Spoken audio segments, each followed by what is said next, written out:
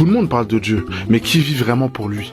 Aujourd'hui, on voit Dieu partout. Dans les bios des réseaux sociaux, dans des slogans, sur des t-shirts, God First, Proverbe 31 Women, Homme de Dieu, les mots sont là. Mais où sont les fruits? Ce n'est pas une simple étiquette qui prouve qu'on appartient à Christ. Ce n'est pas le fait d'aller à l'église tous les dimanches ou de poster des versets en story qui montrent une réelle transformation.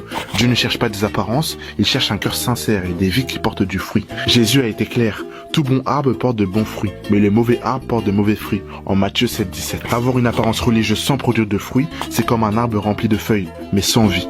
Et je ne vais pas mentir, même moi, en tant que créateur de contenu, j'ai dû faire une pause à un moment donné pendant 3 mois. Parce que je me sentais plus aligné avec le message que je voulais transmettre. Parfois, on parle de Dieu, on partage des versets, mais à l'intérieur, il y a un décalage entre ce qu'on dit et ce qu'on vit réellement.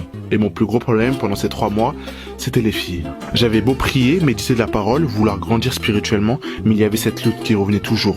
Et c'est là où j'ai compris une chose. On peut prêcher la vérité, mais si on ne laisse pas Dieu transformer notre cœur, ça ne reste que des mots. Et c'est un combat que beaucoup vivent en silence, parce qu'on ne veut pas montrer nos faiblesses. On veut donner l'image du chrétien parfait, celui qui maîtrise tout, qui ne tombe jamais. Mais la vérité, c'est qu'on a tous des luttes. Le problème, ce n'est pas la chute, c'est de ne pas vouloir se relever. 24,16 dit « Car 7 fois le juste tombe, et il se relève ».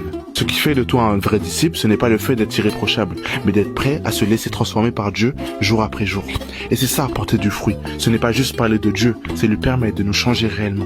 C'est refléter sa nature, même quand personne ne nous regarde. C'est pardonner quand on a envie d'haïr. Rester intègre quand personne ne nous voit. C'est obéir, même quand ça fait mal. Si on ne reflète pas ça, on doit se poser des questions. Est-ce qu'on vit réellement pour Dieu, ou est-ce qu'on joue un rôle? Ce qui compte, ce n'est pas ce qu'on prétend être, mais ce qu'on devient en Christ. Merci de m'avoir écouté. Ça fait du bien.